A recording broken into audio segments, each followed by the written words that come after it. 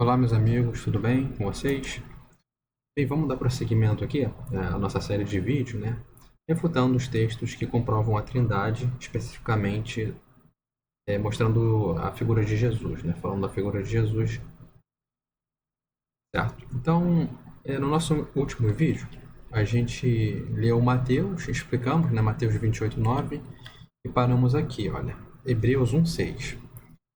Provavelmente hoje não vou conseguir refutar muitos textos, né? Porque eu vou ter que dar bastante atenção a esse texto aqui, né? Que o Lucas menciona, que é o texto de Hebreus 1:6, muito usado, né? Pelos trinitários para comprovar a Trindade, né? E também o próximo texto que os trinitários também costumam usar para provar a Trindade. Então hoje é bem provável que eu só fique em poucos textos, né? Não vai muito à frente e eu vou ter que explicar muita coisa aqui, tá? Então, eu vou inclusive pedir uma atenção especial aqui para vocês, tá? Como eu havia dito em um vídeo passado, o livro de Hebreus é o principal livro que poderíamos comprovar a Trindade, né? E o livro de Hebreus ele é muito usado tanto por trinitários como unicistas, né? E o que eu vejo muito é que muitos trinitários eles usam argumentos unicistas, embora não creiam no unicismo, creiam no trinitarismo. Bom, de qualquer forma, vamos dar início, né? Hebreus 1:6, vamos fazer aqui a leitura para vocês, olha, de Hebreus 1:6. Hebreus 1:6 diz assim, olha: E novamente, ao introduzir o primogênito no mundo, diz: E todos os anjos de Deus o adorem. Como eu disse no meu último vídeo, a palavra aqui adorar, né? O original significa proskinel ou proskinel, né? E essa palavra ela tem vários significados. Pode ser como realmente adoração, mas também o ato de você se prostrar ou prestar uma homenagem à pessoa. Então, ele costuma ter esse sentido, né? Tanto de adoração, mas também como de prestar reverência à pessoa, de prestar homenagem, né? De se curvar perante ela como uma forma de honrar a pessoa, né? De respeito, enfim. Então, ela tem esses dois significados e muitas das vezes, dependendo da tradução que você usa, ela vai ela vai ter um contexto diferente. Algumas vão estar escrito adorem, outras podem ser que estejam escritos de forma diferente, né? Prestem reverência.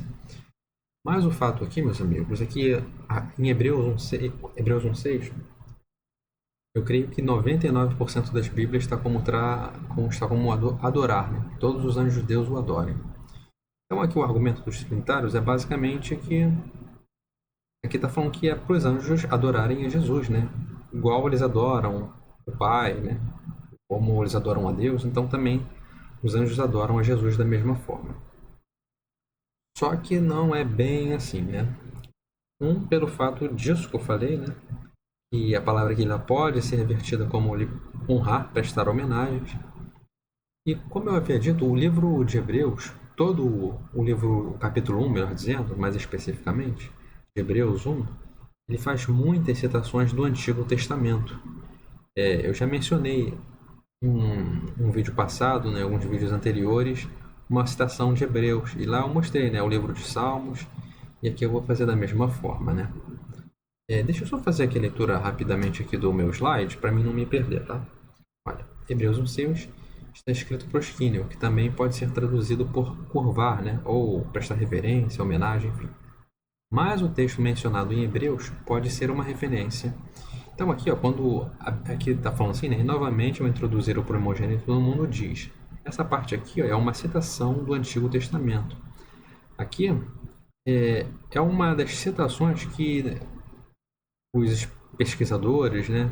Quem estuda a Bíblia, é uma parte que as pessoas não têm certeza de qual passagem que isso aqui foi tirado, né? As duas principais hipóteses de onde que eles tiraram essa parte aqui, olha, de onde é essa menção de que todos os anjos de Deus o adorem, são as duas principais possibilidades uma referência a Salmos 97:7. A gente vai ler Salmos 97:7 e vamos ler também o contexto de Salmos 97:7. E a outra grande possibilidade dessa citação aqui ser é a de Deuteronômio 32, 43. A gente também vai ter que fazer vamos ter que ler um pouco do contexto aqui, tanto dos Salmos como do livro de Hebreus, tá? Eu vou ter que explicar algumas coisas aqui. Então, aqui, por que muitos unicistas também usam Hebreus, assim como trinitários, né? Porque quando faz essa citação, tanto do livro de Salmos como do livro de Hebreus, aqui é mencionado o nome do pai, né? O tetragrama, é usado o pai ali. Só que o que as pessoas não se dão conta é que no Antigo Testamento, embora quando a gente faz uma leitura assim, a princípio mais tranquila, a gente não se dá conta de algumas nuances, né?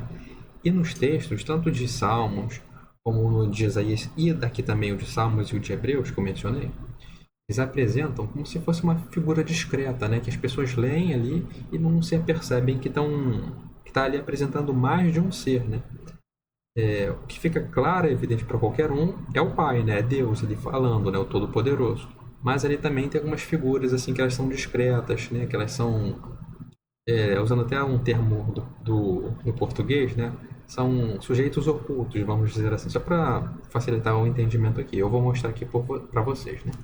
Então eu já li aqui o texto de Hebreus. Eu vou mostrar para vocês, eu vou fazer a leitura aqui dos dois textos. Vamos iniciar lendo primeiro o de Salmos, né? Que é possivelmente uma dessas citações aqui. Ó. Eu falei duas, né? Salmos e Deuteronômio. Vamos começar por Salmos.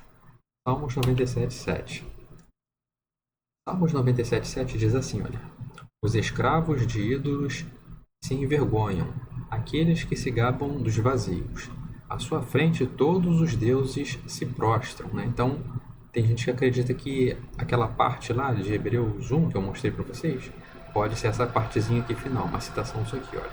À sua frente todos os deuses se prostram.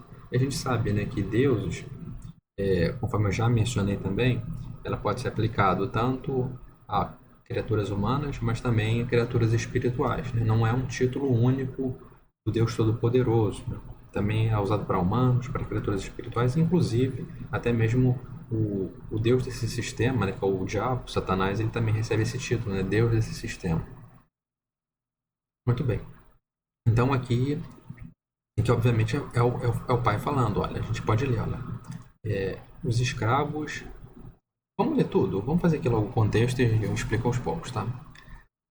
Eu já li isso aqui, mas vamos ler o contexto aqui, olha. O Salmos 97, vamos ler o 3, 4, 5, 6, 7, até o 9. Então começa assim, ó, o 3. Frente dele avança um fogo, devorando seus adversários ao redor. Seus relâmpagos iluminam o mundo, e vendo-os, a terra estremece.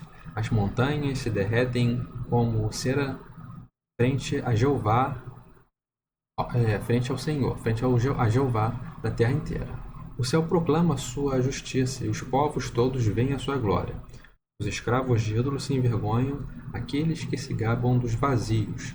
À sua frente todos os deuses se prostram. Sião ouve e se alegra, e as filhas de Judá exultam por teus julgamentos, ó Jeová. Yahweh é Jeová, né? Sim, pois tu és Jeová, o Altíssimo. Então esquece isso aqui, ó. Senhor aqui não necessariamente tá o nome de Deus aqui não, tá? Sim, pois tu és Jeová, o Altíssimo, sobre a terra inteira, mais elevado que todos os deuses. Então aqui parece que a gente só está vendo aqui a Jeová, né? A gente vê principalmente a figura de Jeová, mas aqui também tem a figura dos anjos. Por que eu posso dizer isso? Olha só como é que fala aqui. Olha. À frente dele avança um fogo devorando seus adversários ao redor. Esse fogo aqui que está na frente de Deus, que vai à frente de Deus, isso aqui é uma criatura angélica, isso aqui é uma criatura espiritual. Por que eu posso dizer isso? Lá, voltando em Hebreus, né? Dando prosseguimento, a gente leu aqui atrás, né, o Hebreus 1:6, mas o 7 ele fala isso, olha. E quanto aos anjos diz: o que de seus anjos faz vento, e de seus ministros labaredas de fogo. Tá vendo? Então, olha só, à frente dele avança um fogo, né? E aqui ó, ele fala dos ministros de Deus, ó, labareda de fogo, devorando seus adversários ao redor. Ó, seus anjos são um vento, seus ministros labaredas de fogo. Então, aqui, olha, é uma figura, conforme eu disse, né? Ela é uma figura discreta. Ela não está se identificando claramente. E como eu mostrei nos textos anteriores, muitas vezes o filho ele está no Jesus Cristo, né, o Messias, ele está dessa forma, uma figura meia discreta que as pessoas não percebem ao fazer uma leitura assim menos menos atenciosa, né, mais descompromissada, vamos dizer assim. Quando a pessoa faz uma leitura, pega aqui para ler um pouco, né, meditar um pouco, às vezes as pessoas não se deparam nisso, né, conforme essa aqui que eu mostrei. E eu vou mostrar para vocês que essa figura aqui, olha, à frente dele avança um fogo devorador, seus inimigos separar. Esse aqui pode ser muito bem Jesus Cristo, tá bom? Então, quando aqui fala isso aqui, olha, à sua frente, todos os anjos de Deus se prostram, pode sim estar sendo aplicado ao Filho, Jesus Cristo, né? Um outro texto que eu falei aqui, olha, então a gente já viu aqui o de Salmos, tá? Mas a gente vai ver também agora o livro de Deuteronômio, que essa citação aqui, olha, e de Hebreus 1:6, olha, ele fala no final, né? Todos os anjos de Deus o adorem, né? Pode ser também Deuteronômio 32, capítulo 32, versículo 43. Vamos ver, ó. Deuteronômio 32, 43 diz assim, olha: Exaltai com ele, ó céus, e adorem-no todos os filhos de Deus. Então, aquela passagem lá de Hebreus 1:6 que eu mencionei, pode ser essa aqui, olha: E adorem-no todos os filhos de Deus. Nações, exultai com seu povo, e afirmem sua força todos os anjos de Deus, porque ele vinga o sangue dos seus servos e toma a vingança dos seus adversários. Ele retribui aqueles que o odeiam e purifica a terra do seu povo. Vamos ler aqui o contexto, né? Eu separei aqui alguns textos que novamente identificam uma figura oculta, né? Que não necessariamente é o Pai. Conforme eu disse, Jesus ele aparece no Antigo Testamento, mas ele recebe outros títulos muitas das vezes, né? Ele recebe outros nomes no Antigo Testamento e muitas pessoas não se apercebem que ali na verdade estava falando do próprio Filho, né? Só um estudo mais aprofundado, mais minucioso que a gente nota isso. Vamos ler aqui, olha. Deuteronômio 32 e os versículos 15, 30, 31 e 40. Olha só o que diz, olha. Jacó comeu e se saciou. Jesurum engordou e deu coices. Ficaste gordo, robusto, corpulento. Rejeitou a Deus que o fizera. Desprezou a sua rocha salvadora. Esse título aqui, ó, rocha, ele é muito aplicado a Jesus. Mas a gente sabe que Deus também recebe esse título. Dando prosseguimento aqui, eu já vou explicar melhor. Como pode um homem só perseguir 1000 e dois porem em fuga 10.000?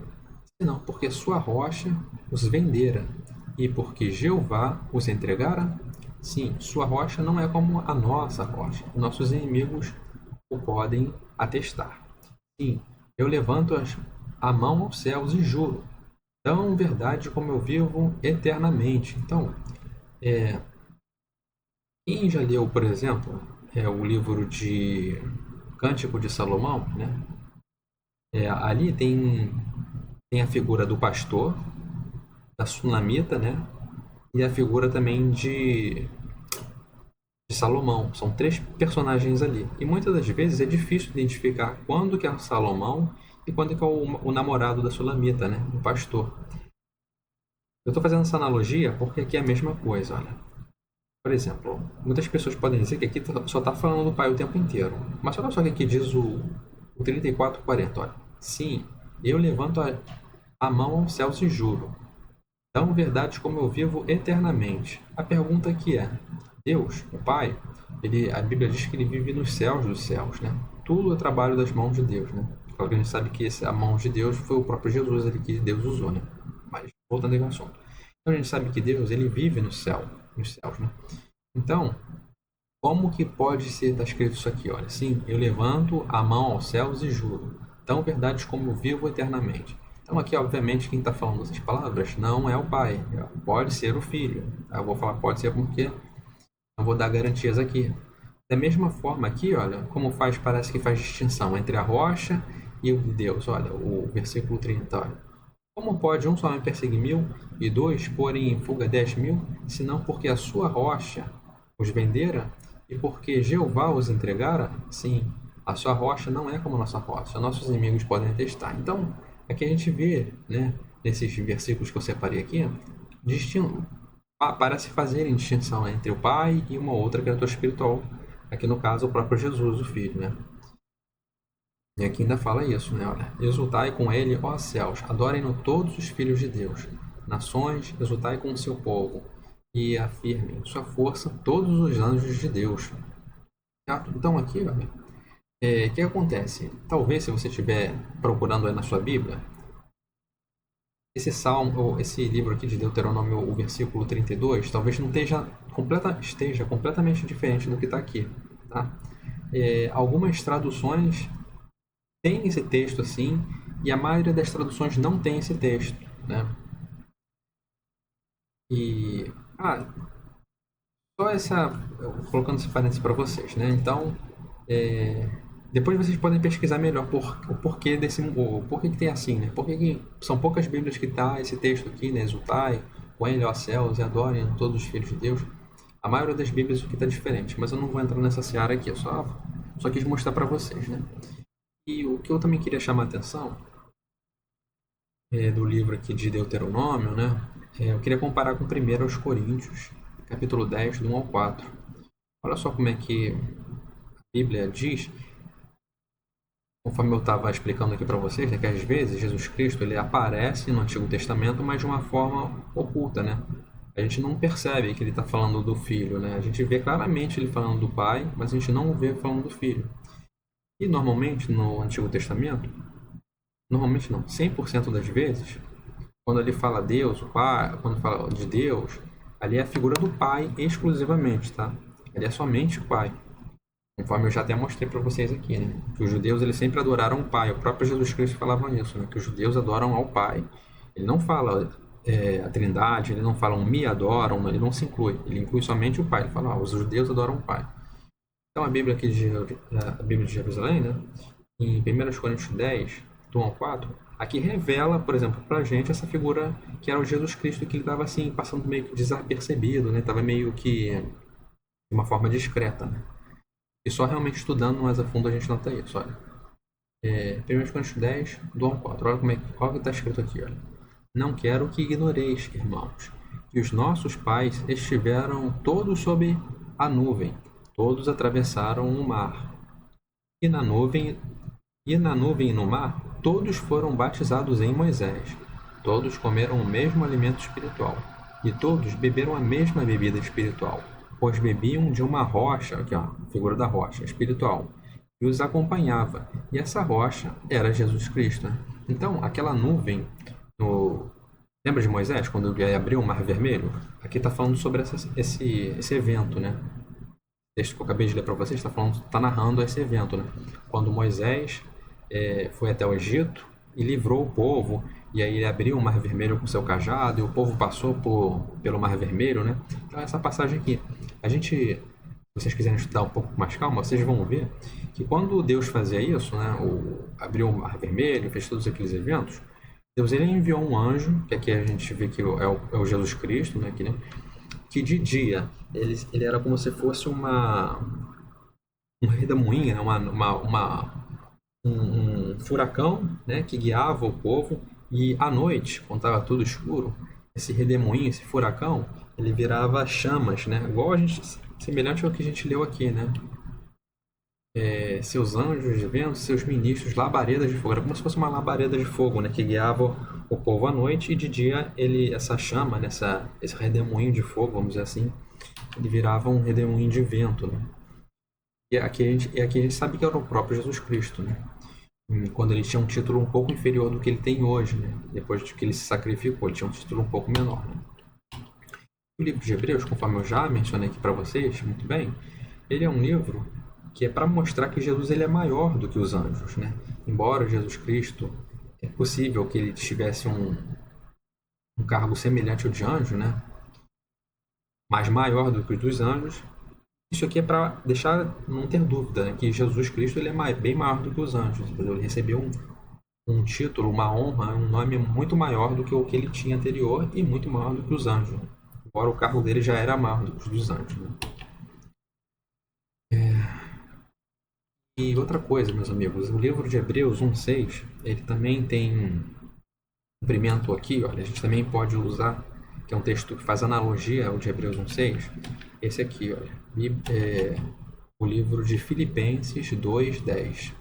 Filipenses 2:10 diz assim, olha, para que ao nome de Jesus se dobre todo o joelho dos seres celestes, dos terrestres e dos que vivem na terra, e para a glória de Deus, o Pai. Tá vendo? Sempre que a Bíblia chama a atenção de Deus, ela fala que Deus é o Pai.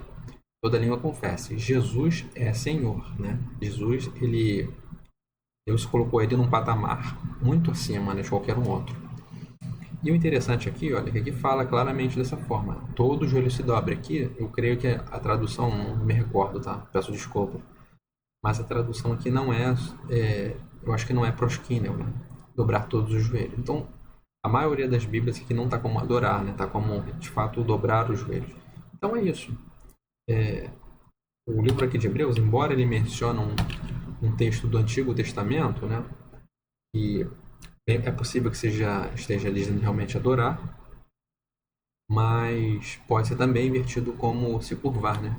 Outra coisa, por exemplo, aqui no livro de Salmos, né, que eu li para vocês, Salmos 97:7, aqui está falando, olha, de ídolos de madeira, né? Aqueles ídolos.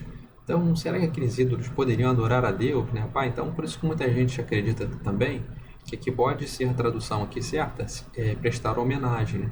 E como a gente não sabe ao certo se a referência aqui desse texto aqui que está em Hebreus, não sei se essa referência, se é Salmos ou se é de Deuteronômio, fica uma coisa assim muito difícil de você responder, entendeu? Então, basicamente isso, tá? Então, o que a gente vê aqui é Deus ele compartilhando a glória dele com o filho, né? Ele dando honra ao filho, certo? Vamos passar para o livro de Zacarias. Eu também vou ter que perder um pouquinho de tempo aqui com esse livro, né? A gente vai parar por aqui, tá? A gente vai ler Zacarias 12, do 9 ao 10, combinado com João 19, 33 ao 37. Esses aqui são dois textos que muitos trinitários usam, muitos unicistas usam, né? Principalmente unicista, né? Usam para mostrar que Jesus é o Pai, ou que Jesus ele é Deus igual ao Pai. Mas eu vou mostrar aqui para vocês que aqui as pessoas usam uma tradução ruim, né?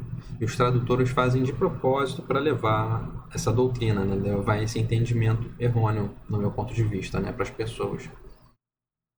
Vamos fazer a leitura aqui de Zacarias 12, primeiro, do 9 ao 10. Ele combina isso com João 19, 33, do 33 ao 37. Esse aqui, lembrando que é baseado no vídeo que o Lucas fez, né? Falando sobre todos os textos que comprovam que Jesus ele é Deus, ele é igual ao Pai, né? Enfim, é que eu estou fazendo a minha refutação.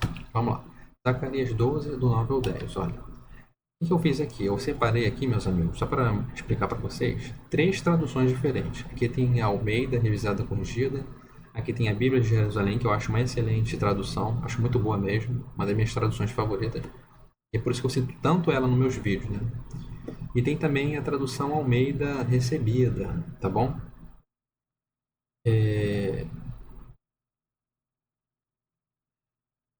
Vamos começar pela tradução pior, tá? Vamos começar pela tradução ruim, que foi a tradução que o Lucas usou lá no vídeo dele. E, por incrível que pareça, a maioria das Bíblias é essa tradução aqui, tá?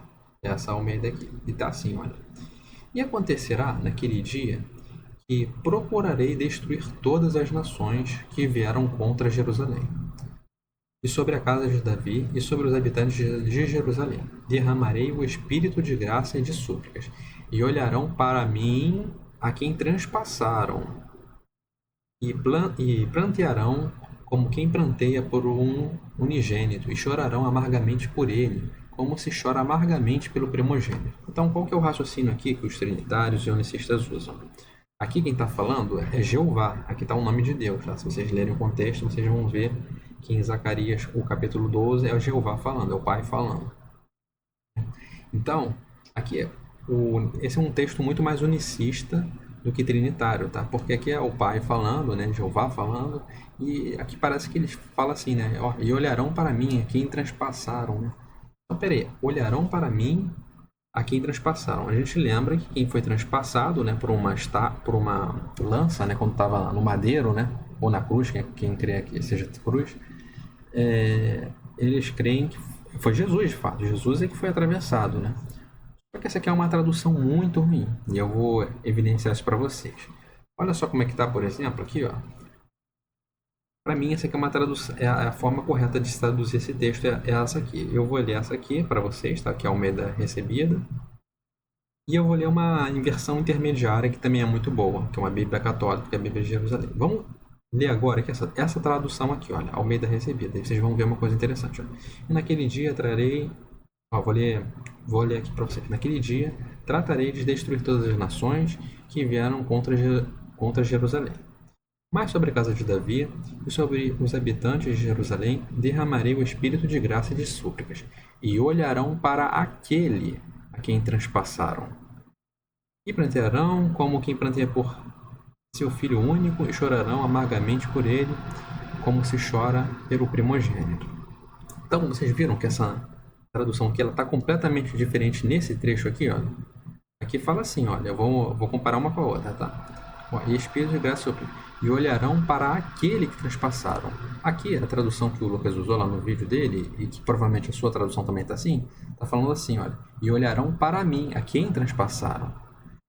Por que eu acho que essa tradução aqui é a mais correta? Essa aqui é a correta. Vou explicar aqui, vou dar alguns motivos.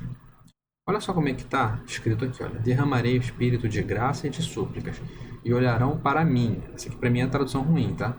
Voltando aqui, leitor, olha. E olharão para mim, a quem transpassaram, e prantearão como quem pranteia por um unigênito, e chorarão amargamente por ele, como se chora amargamente pelo primogênito. Se Deus aqui estava falando, olha só como ele fala, olha. Derramarei espírito de graça e súplicas, e olharão para mim, ó. Vocês vão olhar para mim, a quem transpassaram, e prantearão como quem pranteia por um unigênito, e chorarão amargamente por ele. Como assim por ele? Se Deus aqui está, esse aqui é o próprio Deus, por que ele forma a tradução? Por que não está assim, olha?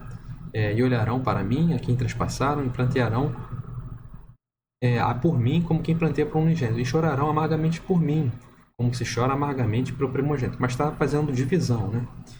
A Bíblia de Jerusalém, e muitas outras Bíblias católicas, né, como se eu não me engano, a Ave Maria, elas fazem a seguinte tradução, olha, vou mostrar aqui para vocês, tá? Lembrando que isso aqui é um Antigo Testamento, né? Vou também mencionar mais para frente, ó. Vamos ler aqui a Bíblia de Jerusalém, que é uma Bíblia que eu acho correta. Olha só como é que tá. Zacarias 12, 9 e 10. E acontecerá naquele dia que eu procurarei destruir todas as nações que avançam contra Jerusalém. Derramarei sobre a casa de Davi e sobre todo habitante de Jerusalém um espírito de graça e súplica, e eles olharão para mim. Ponto final, ó. Ponto final. Quanto àquele que eles transpassaram, eles o lamentarão como se fosse a lamentação de um filho único. Eles o chorarão como se chora sobre o primogênito.